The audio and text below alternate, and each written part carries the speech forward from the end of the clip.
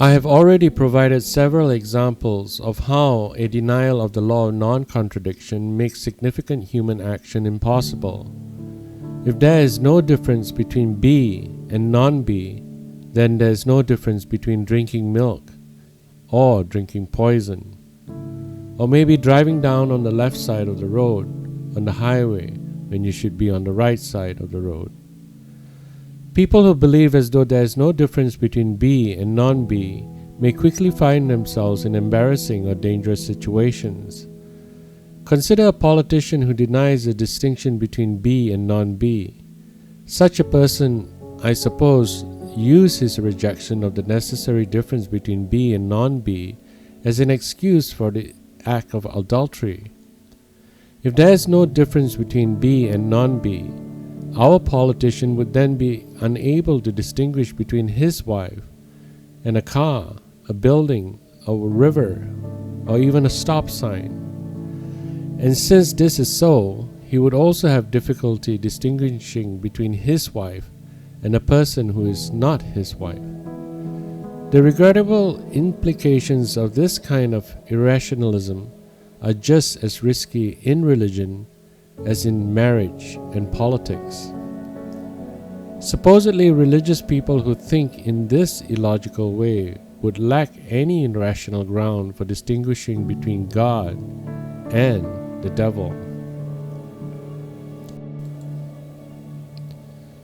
It should be obvious how the previous comments lead to another conclusion.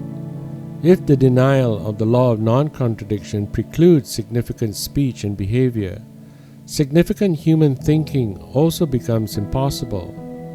When students find themselves taking a course, any course, taught by a professor who thinks in this illogical way, a consistent professor, note the implicit logical presence here.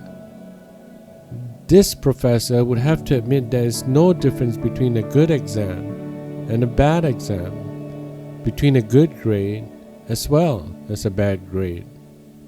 Unless such a professor cheats, it seems difficult to see how he could avoid giving all students the same grade. Surprisingly, many religious people believe that God is above this stuff about logic, because He created the law of non-contradiction and thus operates according to a different or higher logic than do created beings like us. On such a view, humans are stuck with the law of non-contradiction, but God is not.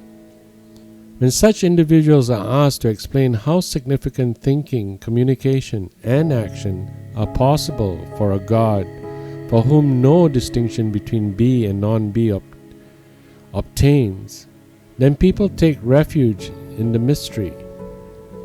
While I do not deny that some features of the Christian faith are above reason in the sense that we cannot presently understand them, it does not follow the religious claims that we find difficult to comprehend are against reason in the sense of violating the law of non-contradiction. It is helpful at this point to take note of several biblical accounts of things that God cannot do.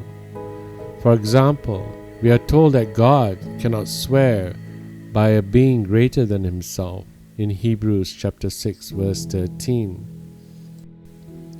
For when God made a promise to Abraham, since he had no one greater by whom to swear, he swore by himself. This is true because there is no being greater than God. The reasoning clearly presupposes the application of the law of non-contradiction to God. The Bible also says that God cannot lie in Titus chapter 1 verse 2, in hope of eternal life, which God, who never lies, promised before the ages began. Behind this claim is a clear distinction between a true statement, B, and a lie, non-B. If God does operate according to a different logic, a higher logic in which B and non-B are indistinguishable, nothing would prevent God at the final judgment from announcing that there is no difference between believers and non-believers, and between God's keeping and breaking His promises. But there is no need to get upset, because on such grounds, there can also be no difference between heaven and hell. People who attempt to separate God from the laws of logic should consider the possibility that they are the enemies of the faith they profess.